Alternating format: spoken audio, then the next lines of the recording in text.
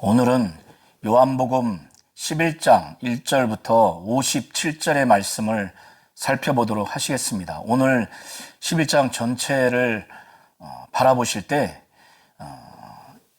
이 나사로가 죽은 다음에 다시 살아나는 이 사건을 두고 예수께서 하시는 그 말씀, 그리고 등장하는 여동생들을 향해서 예수께서 하시는 이 말씀, 그들에게 요구하는 것이 무엇인가, 이 사건을 통해서 어떤 목적을 갖고 있는가, 특별히 하나님의 영광을 나타내고자 하는 사건이고, 그 과정에서 하나님의 아들 이 예수가 이로 말미암아 영광을 받게 하는 이 부분으로 잘 보시면 좋겠습니다. 베다니 지역에 세 남매가 살았습니다. 나사로, 마르다, 마리아. 그런데 나사로는 지금 거의 죽게 되는 중병에 걸렸습니다. 그리고 마리아는 12장을 통해서 우리가 볼 수 있는 바와 같이 향유를 주께 붓고 그의 긴 머리로 예수의 발을 닦았던 자였습니다. 주님의 장사를 앞두고 그것을 준비한 행위를 한 것입니다. 그런데 이 세 남매는 본래 예수에 대한 믿음이 있었던 것으로 보여집니다. 특별히 마르다는 예수에 대해서 그리스도요, 하나님의 아들로서 이렇게 고백하는 그 장면을 통해서 그의 믿음이 예수에 대해서 있던 것으로 보여지고, 또 마리아 역시도 마찬가지입니다. 그래서인지 예수께서는 이 세 남매를 본래 사랑하셨습니다. 이 세 남매에게 믿음이 있었고, 그의 오라버니가 죽게 되는 이 상황에서 그 여동생 두 명은 사람들을 보내서 예수가 계신 곳에 보내서 지금 빨리 오셔서 예수께서 치유의 능력으로 자기의 오라버니가 좀 나을 수 있도록 그런 마음으로 보낸 겁니다. 그래서 그 여동생들은 사람들을 예수께 보내서 그 사람들이 예수를 향해서 지금 상황을 말합니다. 뭐라고 표현을 하냐면, 주여 보시옵소서, 사랑하는 자가 병들었습니다. 그런데 이 예수께서는 그 보냄받은 자들을 향해서 말하기를, 이 병은 죽을 병이 아니라 하나님의 영광을 위한 것이고, 또 이로 말미암아 하나님의 아들이 영광을 받게 하기 위한 것이라는 것을 그들에게 말했습니다. 그들이 예수께 오는 데 있어서도 최소 하루가 걸렸을 것이고, 또 그들은 다시 여동생들에게 가는데 하루 정도 소요가 됐을 것입니다. 그들은 그 예수의 말씀을 듣고 여동생들에게 전달했을 것이고, 그 여동생들은 그 얘기를 들었을 때 이미 그의 오라버니는 죽고 난 후였습니다. 예수께서 바로 가시지 않고 이틀 후에 베다니 지역의 그 여동생들을 만났기 때문에 그때 이미 나사로는 죽은 지 나흘이라고 성경은 그렇게 기록하고 있기 때문에, 그러면 이 여동생들이 보낸 사람들이 하루 소요돼서 예수를 만났고, 또 예수께서 그 소식을 듣고 난 후에 이틀을 머문 다음에 하루 정도 최소 걸려서 베다니 지역의 여동생들을 만났기 때문에, 그때 예수께서 나사로가 죽은 지 나흘이라고 했기 때문에 여동생들이 사람들을 예수께 보낸 직후에 얼마 되지 않아서 나사로는 죽은 것으로 보여집니다. 아마 그것이 거의 맞을 겁니다. 그렇기 때문에 여동생들이 보낸 사람들이 와서 여동생들에게 예수의 말씀을 전했을 때 이미 그의 오빠는 죽었습니다. 그 죽은 상태에서 이 여동생들은 예수의 말씀을 들었죠. 이 나사로가 걸린 이 병은 죽을 병이 아니라 하나님의 영광을 위한 것이다. 그리고 이로 말미암아 하나님의 아들이 영광을 받는다. 이 말씀을 들었을 때 그 여동생들은 어떠한 마음을 가졌을까요? 이미 오라버니는 죽어 있고 그들은 예수에 대한 불만이나 원망이나 화는 갖지 않았을 겁니다. 그들이 예수로부터 사랑받는 새 남매였고 또 예수에 대한 믿음이 있기 때문에 사람들을 보내서 예수께 보내지 않았겠습니까? 그런데 이미 예수의 말씀을 전달받기 전에 그의 오빠는 죽었어요. 그렇지만 예수에 대한 믿음은 있는 상태입니다. 이런 전개되는 상황 가운데서 예수께서는 분명히 이 병은 죽을 병이 아니라 하나님의 영광을 위함이요 하나님의 아들이 그 과정에서 이로 말미암아 영광을 받게 하려 하는 것이 이 나사로가 지금 죽을 병, 그 중병에 걸려서 죽은 다음에 예수께서 살리시는 이 사건은 하나님의 영광을 위하고 또 그 과정에서 이 예수께서 나사로를 살리는 그 과정에서 하나님의 아들인 예수가 이로 말미암아 영광을 받게 하기 위한 것이라는 것을 우리 성도님들이 잘 아셔서 이 시각으로 이 이후에 11장 1절부터 57절의 모든 일들, 모든 사건들을 잘 보시고 그 관점에서 예수께서 말씀하시고 행하시는 것을 잘 보시면 좋겠습니다. 예수께서 이미 나사로가 죽어 있는 상태를 알고 여동생들이 보낸 사람들에게 답변을 했을 겁니다. 그럼에도 불구하고 예수께서 이 병은 죽을 병이 아니다라고 이렇게 말씀을 하셨을 때는 그것이 최종적으로 죽지 않을 것이라고 이렇게 말씀을 한 겁니다. 예수께서 이 보냄받은 자들의 말을 듣고 난 다음에 이틀을 더 유하셨습니다. 그리고 난 후에 예수께서는 제자들에게 다시 유대로 가자고 그렇게 말씀을 하셨는데 이 얘기를 들었던 제자들은 너무나 놀란 겁니다. 충격도 받았을 거예요. 왜냐하면 얼마 전에 예수를 돌로 쳐서 죽이려고 하는 그 상황을 맞닥뜨렸는데 얼마나 이들이 충격받았겠습니까? 공포감도 있고 자신들의 신변도 위험스럽고 더더군다나 예수께서 지금 다시 죽을 수도 있는 그런 유대 지역으로 가자고 하니까 그래서 그들이 말하기를 라삐오 방금도 유대인들이 돌로 치려 하였는데 또 그리로 가시려 하나이까? 이렇게 불안해하고 예수의 그 목숨의 위협을 우려하는 그들을 향해서 예수께서 유대로 그들과 함께 가도록 안심시키기 위해서 그 당시에 너무나 자연적인 사실을 토대로 한 격언을 근거로 해서 말씀을 하시는데 예수께서 낮이 12시간이 아니냐.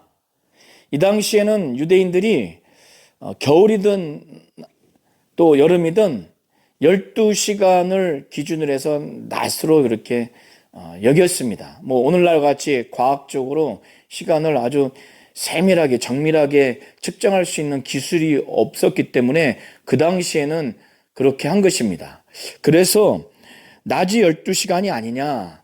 사람이 낮에 다니면 이 세상의 빛을 봄으로 실족하지 않는다. 이건 너무나 당연한 거죠. 낮에 빛이 있는 동안에 넘어질 일이 없죠. 그런데 밤에 다니면 빛이 그 사람 안에 없는 거로 실족한다. 넘어진다. 이것도 뭐 너무나 당연한 사실이죠. 자연적인 사실을 토대로 해서 당시의 격언을 근거로 해서 말씀하시는데, 이 목적은 자신이 이 세상에 있는 동안, 육신이 갖고 사역하는 동안 자신은 이 세상에 빛이기 때문에, 그래서 하나님의 뜻을 이루는 동안은 낮이라고 이렇게 말씀하시는 것으로 보시면 됩니다. 자신이 이 세상의 빛이고, 또 이 세상에 비친 자신이 하나님의 뜻대로 육신을 갖고 사역하는 동안은 낮이기 때문에 하나님이 허락하지 않는 한 육신의 생명이 앗아가는 일이 없다라고 안심시키는 말씀을 하는 겁니다. 그러나 육신을 떠나는 그때, 십자가에 못 박혀 피 흘려 죽는 그 이후에는 육신을 갖고 있는 동안이 낮이고, 자기가 육신을 떠나는 그때는 밤이고, 그래서 그때는 당연히 넘어질 수밖에 없는 그런 상황이라는 것을 말씀하시면서 제자들에게 자기와 함께 유대로 가도록 이 말씀을 하는 겁니다. 이 말씀을 하신 후에 말씀하시기를, 우리 친구 나사로가 잠들었도다. 그러나 내가 깨우러 가노라. 이렇게 말씀을 합니다. 나사로를 사랑하시기 때문에 아주 가까운 관계로서 친구라고 이렇게 말씀하시면서 그를 깨우러 내가 가노라. 그런데 제자들은 이 예수의 말씀에 문자적으로만 이렇게 받아들여서, 나사로가 자는가 보다. 그러면 깨우면 되는 것이지. 그리고 자고 있으니까 몸이 좀 낫겠지.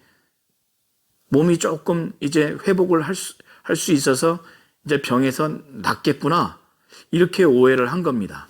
그러니까 예수께서 그의 죽음을 가리켜 말씀하신 것이나 그들은 잠들어 쉬는 것을 가리켜 말씀하신 줄 생각해서 예수께서 밝히 말씀하시기를, 나사로가 죽었다. 내가 거기 있지 아니한 것을 너희를 위하여 기뻐하노니 이는 너희로 믿게 하려 함이라. 그러나 그에게로 가자. 예수께서 밝히 말씀하셨죠. 나사로가 죽었다. 그런데 내가 거기에 죽기 전에 있다면은 그를 병든 상태에서 치유해서 온전케 해야 되기 때문에, 그런 상황이 되면은 이 제자들이 예수가 원하는 만큼의 믿음을 가질 수 없기 때문에, 지금 나사로가 죽어 있는 상태에 내가 거기에 있지 않은 것을 너희들의 그 믿음을 갖게 하기 위해서 기뻐한다고 말씀합니다. 이 사건은 첫 번째는 하나님의 영광을 위하며, 그 과정에서 예수께서 죽은 나사로를 살리는 것으로 말미암아 하나님의 아들이 영광을 받게 하기 위한 것이 첫 번째 목적이고, 두 번째는 이 제자들에게 그 사건을 통해서 믿음을 갖게 하기 위한 것이라는 것을 예수께서 말씀을 하십니다. 물론 마리아와 마르다에게, 또 그 외의 유대인들에게도 믿음을 주고자 하는 또 그 목적도 있는 겁니다. 이 얘기를 들은 디두모라고도 하는 도마가 예수의 그 심령, 또 예수가 가고자 하는 그 사역의 모습을 온전히 이해하지 못하고 자기 나름대로는 제자들과 함께 비장한 각오로 말합니다. 마치 유대에 가면은 죽을 것처럼. 그래서 그가 말하기를 다른 제자들에게 말하되 우리도 주와 함께 죽으러 가자, 이렇게 말을 합니다. 여기까지가 1절부터 16절까지의 내용입니다. 그런 다음에 예수께서 베다니 지역에 이제 거의 가까이 다다른 상황에서 보니 나사로가 죽은 지 나흘이나 됐습니다. 그런데 이 나사로 또 마리아 마르다 이 세 남매가 당시에 예루살렘에 있던 유대인들과 또 뭐 그 외의 유대인들과도 관계가 아주 돈독했던 것 같습니다. 그래서 그런지 예루살렘에서 베다니 지역은 가깝기가 오리가 되는데 약 3km죠. 그래서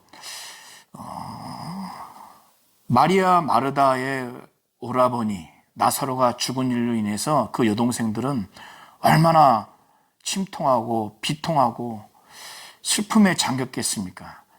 그래서 이럴 때는 이들의 친족뿐만 아니라 아는 자들이 와서 위로해주고 조문해주고 위문해주는 것은 큰 힘이 됩니다.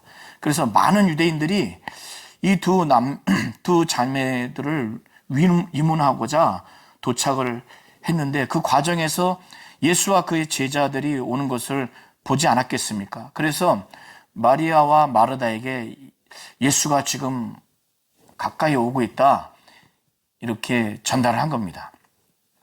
이 얘기를 들으니까 마르다는 예수가 오기 전에 예수를 만나러 기쁜 마음으로 그를 위로해 줄 수 있는 아주 주된 존재가 누구겠습니까? 당연히 예수죠.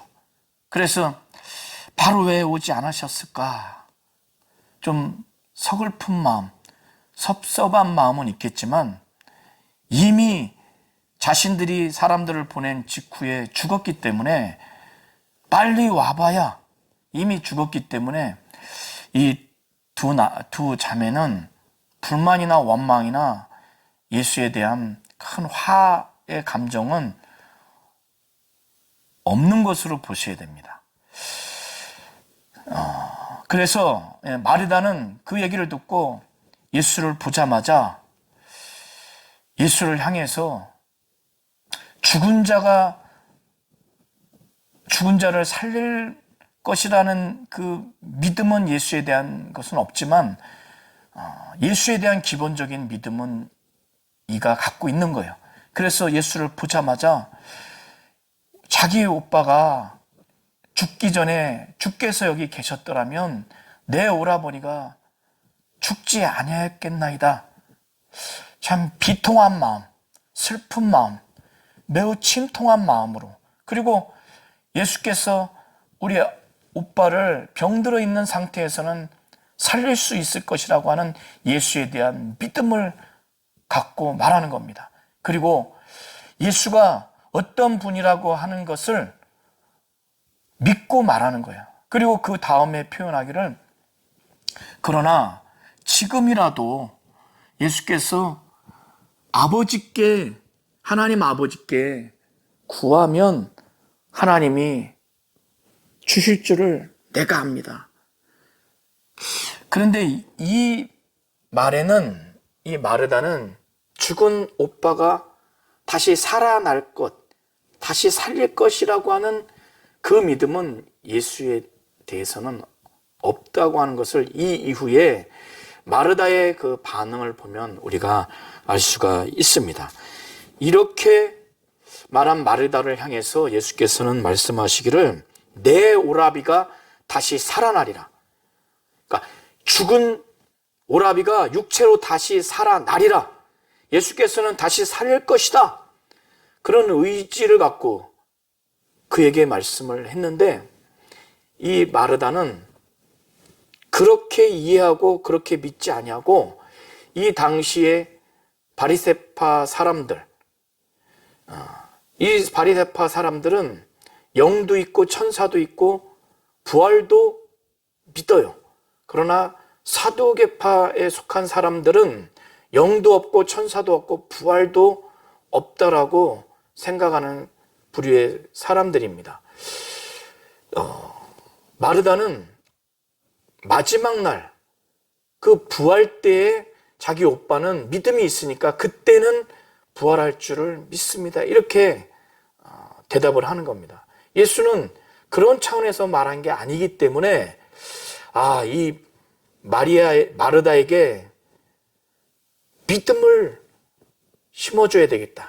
자신의 정체성이 어떠한 거에 대해서 분명히 심어주고, 그리고 마지막 때에 예수를 믿는 자가 부활하는 것은 당연하고, 지금 살아있을 때 예수를 믿는 자가 영원한 생명을 얻을 수 있다고 하는 것도 그에게 믿음을 주고, 그 부활과 생명의 근원이고 또 기원이고 부활과 생명의 주체인, 그 부활을 줄 수 있고 생명을 줄 수 있는 존재가 예수 자신이라고 하는 것을 마르다에게 믿게 해야 되겠다. 그 믿음을 부여해야 되겠다고, 그런 차원에서 예수께서 말씀하시기를, 나는 부활이요 생명이니 나를 믿는 자는 죽어도 살겠고, 그러니까 예수 자신이 나는 부활이요 생명이다고 마르다에게 지금 말씀을 하는 겁니다. 그것은 자신이 부활과 생명의 근원이라고 말씀하는 겁니다.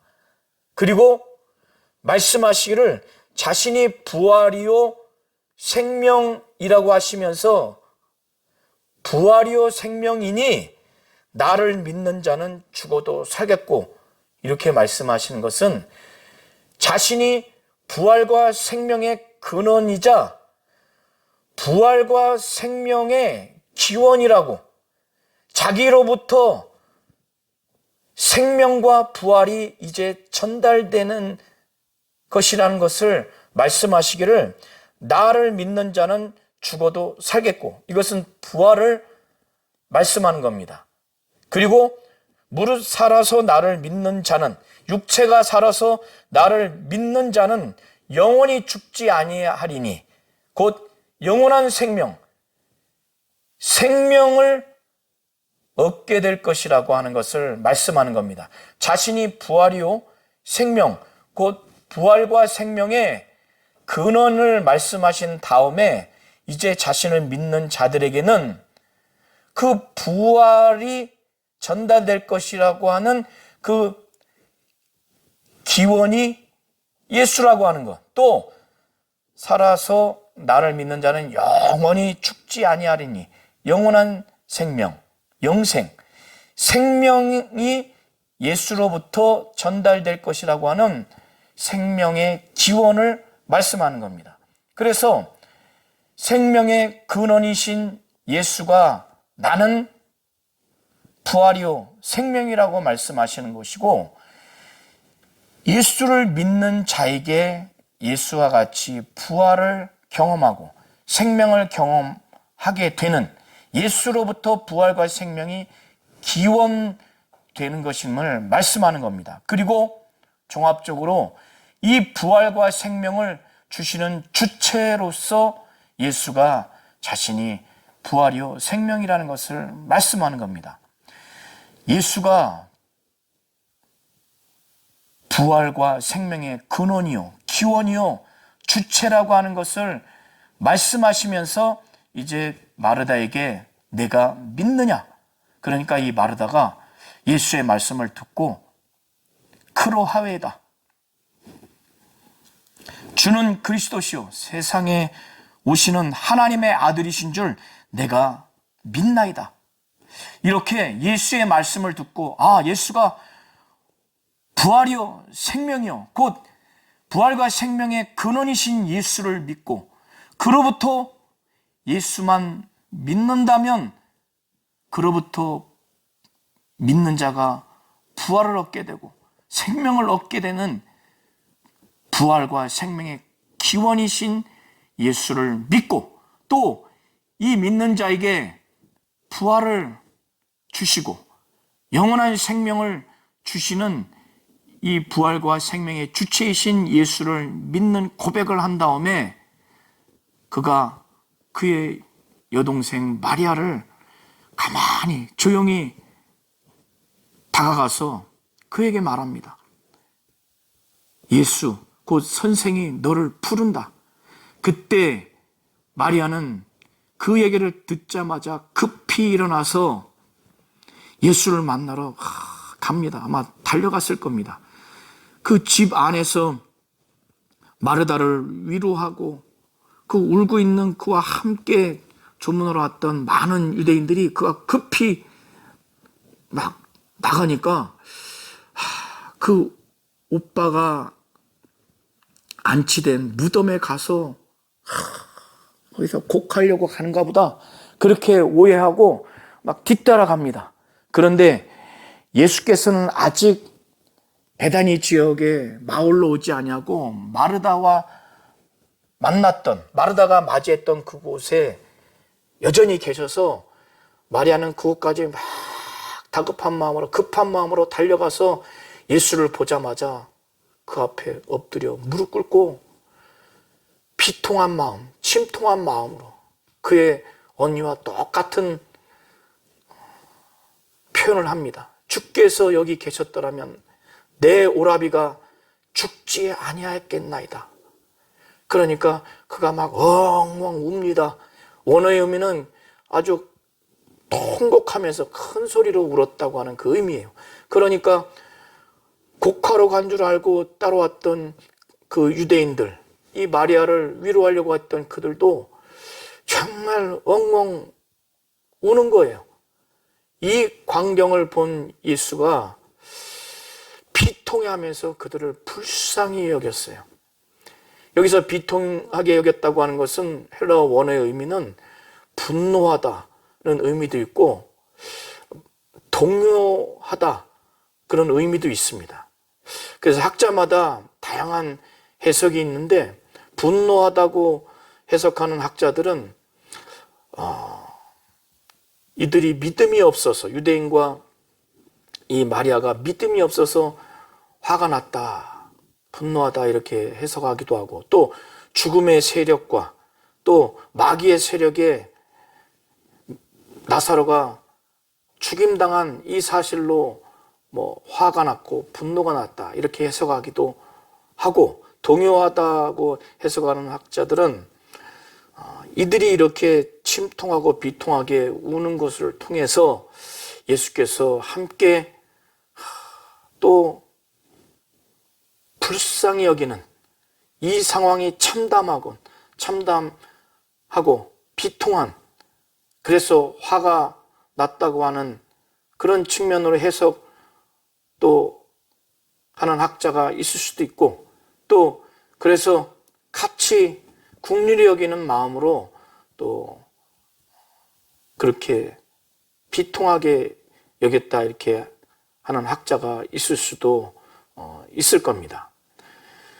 그런데 나사로와 또 마리아, 마르다를 본래 사랑하셨다고 하는 걸 보면 그전부터 사랑하셨다고 하는 것을 보면은 특별히 마리아를 향해서 막 믿음이 없어서 분노를 했다거나 동요돼서 어쨌든 분노를 했다거나 이런 해석은 좀 적절하지는 않을 것 같습니다.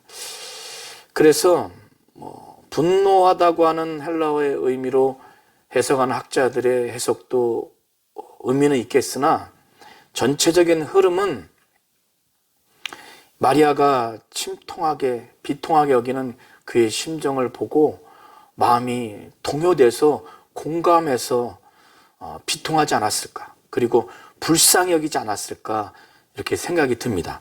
그런 다음에 예수께서 그를 어디에 두었느냐 그래서 그들이 주여 와서 보옵소서. 예수께서 그 무덤의 광경을 보시면서 눈물을 흘리셨습니다.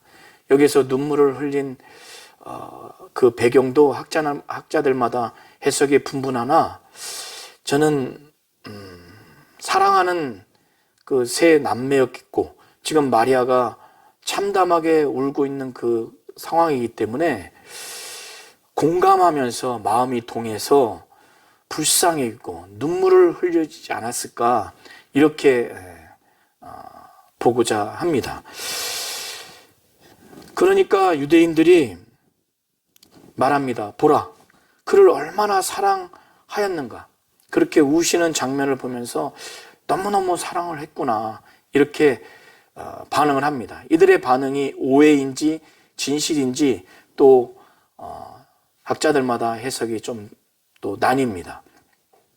그런데 그 중에 어떤 이는 예수의 이 모습을 보면서 조금은 아주 냉혹하게, 조금은 삐딱하게 바라보면서 말을 합니다. 말하기를 맹인의 눈을 뜨게 한 이 사람이 그 사람은 죽지 않게 할 수 없었더냐? 이렇게 반응이 나오니까 예수께서는 이들의 이 냉혹한 표현, 또 비꼬는 그 표현을 듣고 나서 예수께서는 다시 속으로 아주 비통히 여기셨습니다. 이때는 정말 아주 분노하셨어요. 그런 다음에 무덤으로 가니까 무덤이 굴이라 돌로 막혔습니다. 유대인들의 그 무덤은 바위를 인위적으로 파서 만들거나 자연적인 동굴로 무덤을 삼습니다. 그리고 거기에 시신을 안치한 다음에 입구를 돌로 막아 놓습니다. 그래서 예수께서는 말씀하시기를 돌을 옮겨 놓아라 하니까 옆에 있던 마르다가 이미 오빠가 죽은 지 나흘이나 돼서 그 시체가 부패해서 썩어서 냄새가 나는데 지금 그걸 열어서 지금 예수께서 뭘 어떻게 하시려고 하는지 매우 부정적인 입장이에요. 그러니까 예수께서 이미 마르다에게 나는 부활이요 생명이다. 나를 믿는 자는 죽어도 살겠고 부활에 대해서 말씀하시고 또 살아서 나를 믿는 자는 영원히 죽지 아니하리라.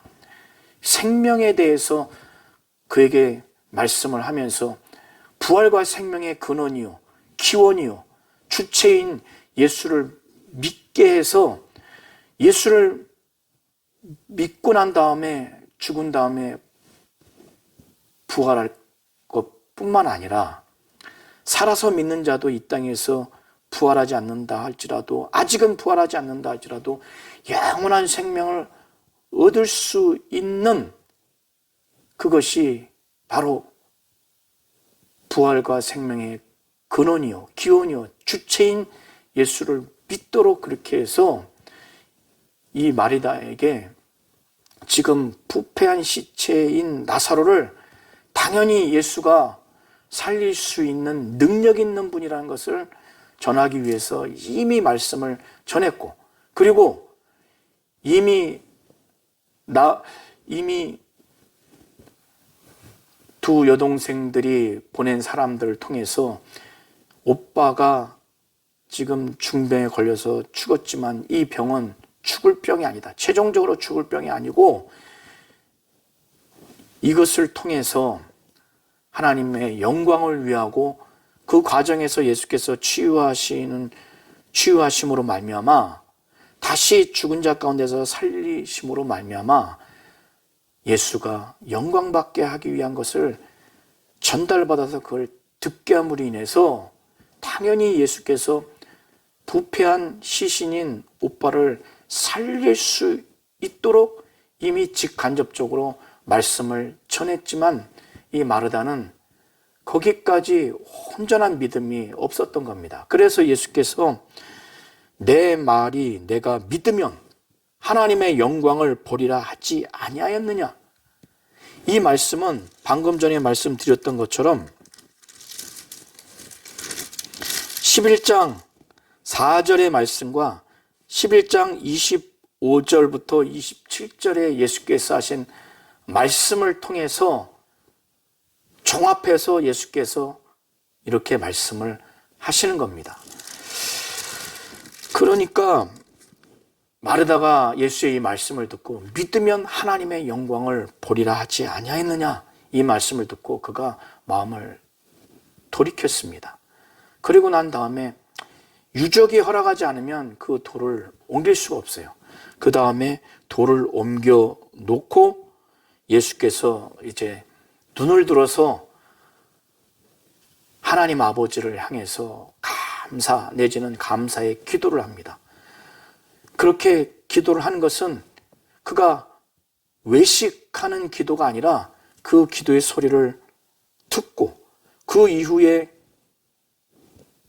나사로를 육체가 다시 사는 그 기적 사건을 목격하는 그 둘러선 사람들에게 믿음을 부여하도록 바로 하나님 아버지가 예수 자신을 보냈다고 하는 이것을 그들로 믿게 하기 위해서 옆에 사람들이 들리도록 그렇게 기도를 합니다.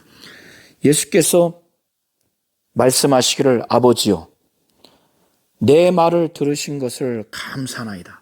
항상 내 말을 들으시는 줄을 내가 알았나이다. 그러나 이 말씀하옵는 것은 둘러선 무리를 위함이니 곧 아버지께서 나를 보내신 것을 그들로 믿게 하려 함이니이다. 그가 외식하는 기도가 아닙니다. 이미 나사로를 살려주실 것을 이미 기도를 했어요. 그 기도한 내용을 전제로 해서 예수께서 또 그 외의 기도도 그 외의 기도도 말씀하는 것이죠. 그래서 아버지요 내 말을 들으신 것을 감사나이다. 항상 내 말을 들으시는 줄을 내가 알았나이다. 그러나 이 말씀 하옵는 것은 둘러선 사람들에게 들리도록 이 말씀 하옵는 것은 둘러선 무리를 위함이다. 그들을 위한 것이 무엇인가? 아버지께서 나를 보내신 것을 그들로 믿게 하려 합니다. 나사로를 죽음에서 살리는 이 행위를 통해서 결과적으로 그들이 지금 방금 전에 하나님 아버지께 예수가 아주 단도직입적으로 감사 내지는 감사의 기도를 하고 난 다음에 나사로를 살린 거 보니까 하나님 아버지가 예수를 보내셨구나. 결과적으로 그들이 그걸 믿도록 하기 위해서 이 감사 내지는 감사 기도를 했다는 거예요. 그리고 난 후에 예수께서 아주 큰 소리로 막 나사로야 나오라 하니까 그 손과 발에 온몸에 배로 막 휘 감은 상태로 또 얼굴은 그 수건으로 걸친 상태로 이 죽은 나사로가 시체가 부패해서 냄새가 나는 나사로가 확 나옵니다. 그러니까 다 화들짝 놀라지 않았겠습니까? 그리고 난 후에 이 배를 풀어서 다니도록 하라고 풀어놓아 다니게 하라 그렇게 했을 겁니다.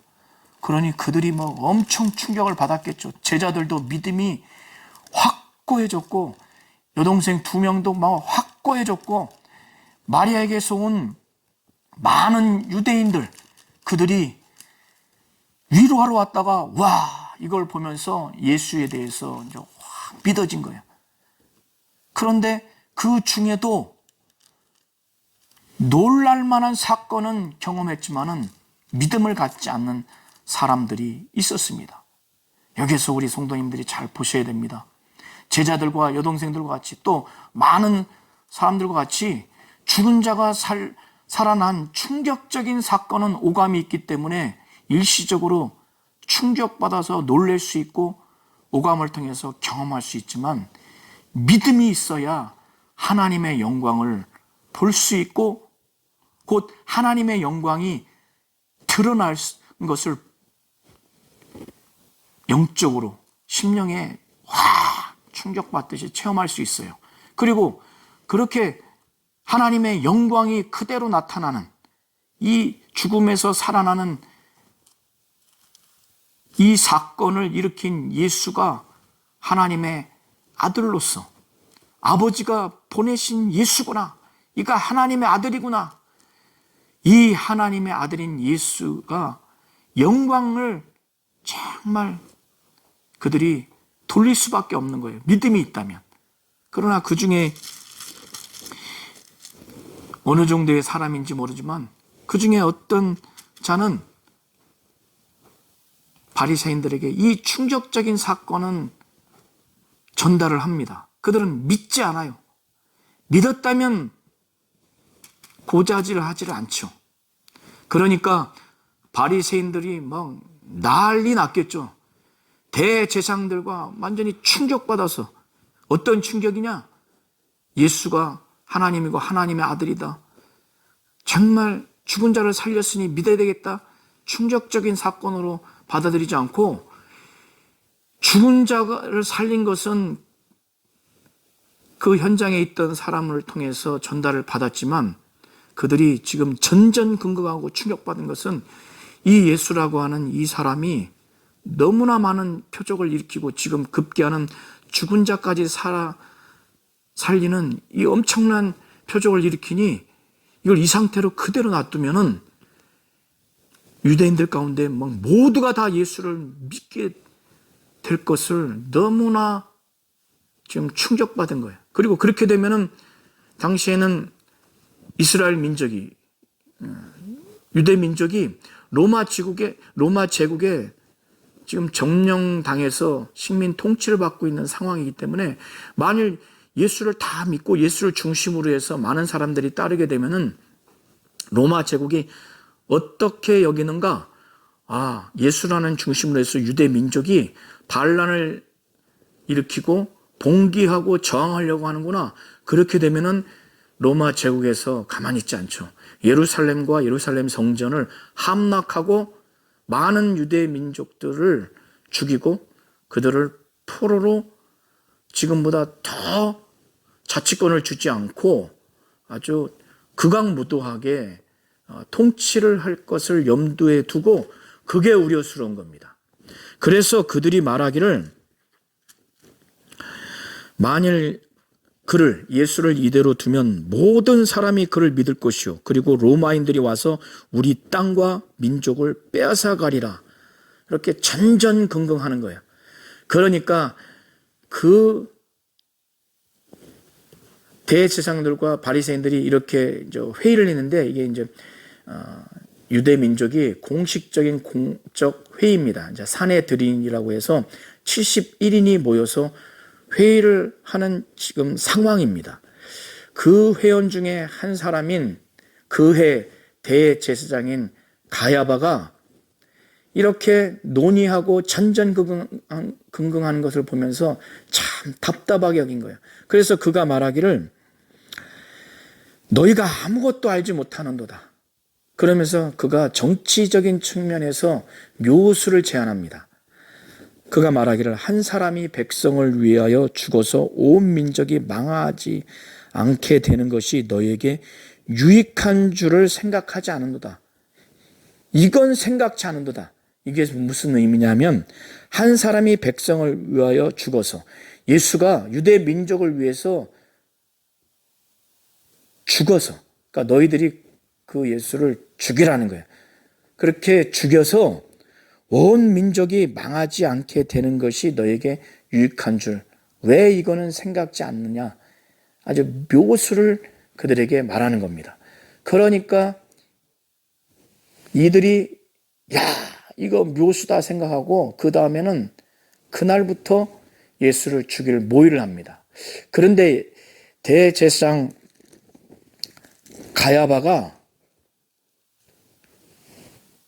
정치적인 묘수로 예수를 죽여라. 죽이는 그 모의를 해서 죽여라. 그래야 우리가 산다. 이렇게 그들의 유대 민족 입장에서 정치적인 입장에서 말한 것이지만 그것이 결과적으로는 하나님이 그 민족, 유대 민족뿐만 아니라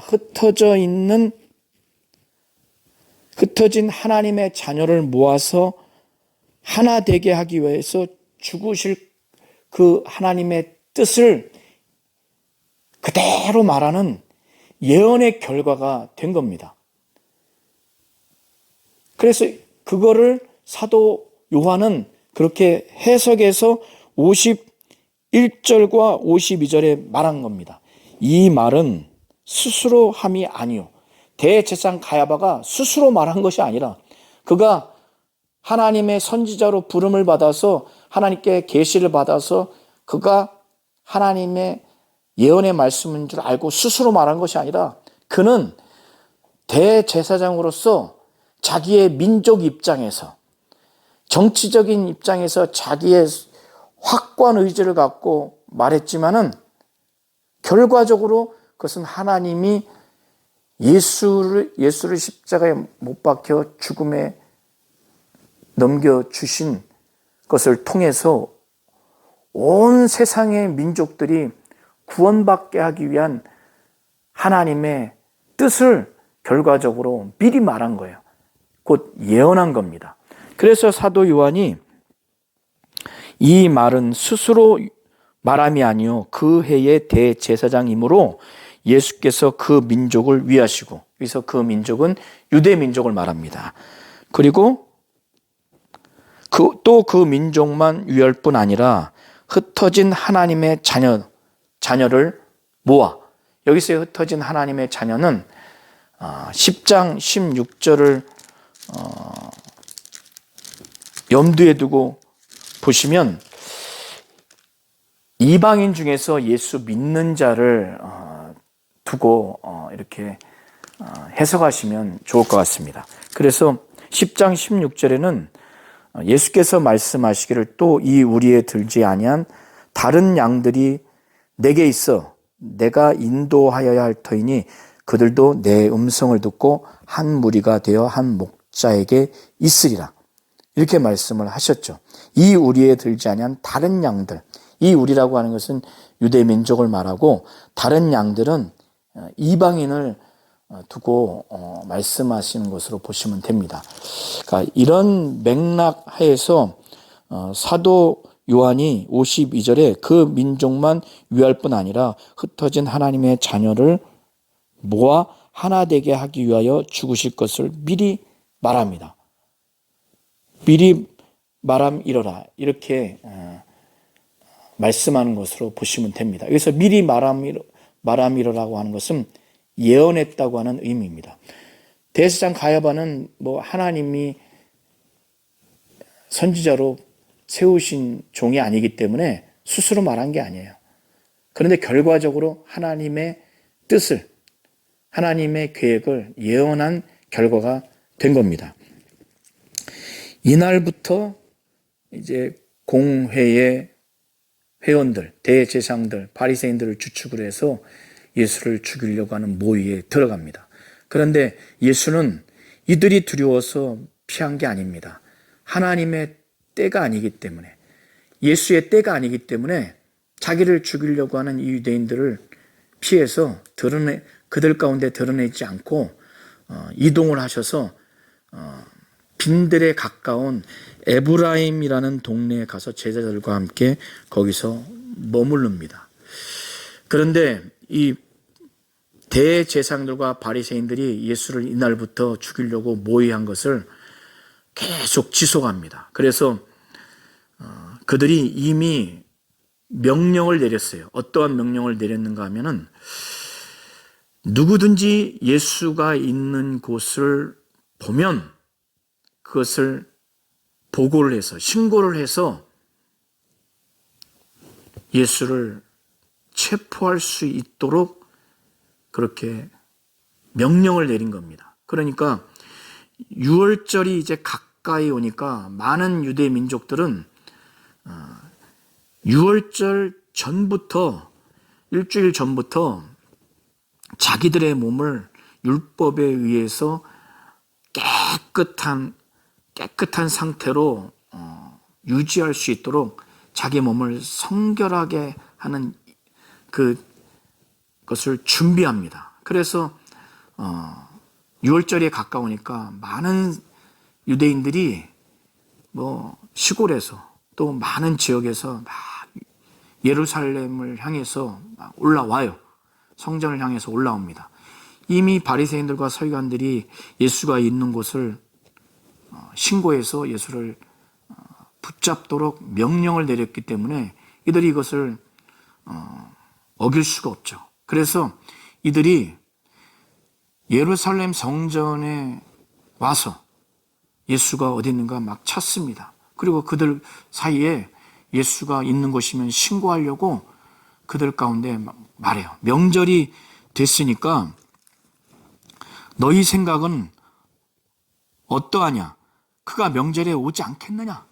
예수가 있는 곳은 찾아서 신고해서 붙잡도록 명령을 내렸으니까 그렇게 하려고 그들 사이에 그렇게 말한 겁니다. 오늘 요한복음 11장 1절부터 57절의 말씀이 참 깁니다. 이 전체적인 내용을 볼 때 아주 중점적으로 바라봐야 될 시각은 나사로가 죽어서 살아나는 이 사건을 하나님 중심으로, 예수 중심으로 이것을 바라보시되, 그 핵심적인 것은 이 사건은 하나님의 영광을 위한 사건이라고 하는 것, 그리고 이 하나님의 영광을 위하는 사건이면서 이로 말미암아 하나님의 아들이 영광 받게 하기 위한 사건이라는 이 시각으로 보셔야 됩니다. 이 나사로가 죽은 자 가운데서 살리는 이 사건은 하나님의 영광이 나타나는 사건, 곧 하나님의 영광을 위하는 사건이고, 이 하나님의 영광이 어떻게 나타나는가? 누구를 통해서 나타나는가? 그것은 예수를 통해서 하나님의 영광이 나타나고, 예수께서 이제 죽은 자 가운데서 살리는 예수의 그 이적과 표적을 통해서 나타나는 것을 잘 보시고, 이것을 마리아와 마르다가 이걸 제대로 볼 수 있도록 예수께서 자신이 어떠한 존재인가를, 자신의 정체성을 나타내 주시는 겁니다. 자신이 부활이요 생명이라고 하는, 바로 부활과 생명의 근원이요 기원이요 주체라고 하는 그 말씀을 마르다에게 전달을 하고, 그리고 많은 사람 앞에서 하나님 아버지께 기도하되 내 기도를 들으신 것을, 내 말을 들으시는 것을 감사나이다. 항상 제 말을 들으신 줄 알았습니다. 그리고 이렇게 들리는 기도 내지는 감사를 하는 것은 둘러선 사람들이 하나님 아버지가 자신을 보낸 것을 그들로 하여금 믿게 하기 위함이라고 말씀하셨고, 그 마르다에게 내가 믿으면, 내 말이 내가 믿으면 하나님의 영광을 보리라 하지 아니하였느냐, 이렇게 예수께서 하신 말씀들이 또 마르다에게 나는 부활이요 나는 생명이요, 살아서 나를 믿는 자는 죽어도 살겠고 또 살아서 나를 믿는 자는 영원히 죽지 아니하리라 했을 때, 그 마르다가, 그리고 내가 이것을 믿느냐 했을 때 마르다가 그러하이다, 주는 그리스도시요 세상에 오신 하나님의 아들이니다, 이렇게 말씀하시고, 마리아와 그 함께 온 위문한 자들이 막 울고, 그렇게 했을 때 예수께서 비통히 여기시고 불쌍히 여기시고 우시고 하는 이 모든 과정 가운데 예수께서 행하시고 말씀한 모든 것들이 하나님 아버지의 영광을 위하고, 이로 말미암아 자신 곧 하나님의 아들이 영광받게 하기 위한 이 본질적인 목적을 위해서 말씀하시고 행하시고, 종국에는 나사로를 죽은 자 가운데 살리셨다고 하는 이 시각으로 요한복음 11장 1절부터 57절의 말씀을 보시면 이 사건은 하나님 입장에서, 주 예수의 입장에서 아주 정확하게 보시는 겁니다.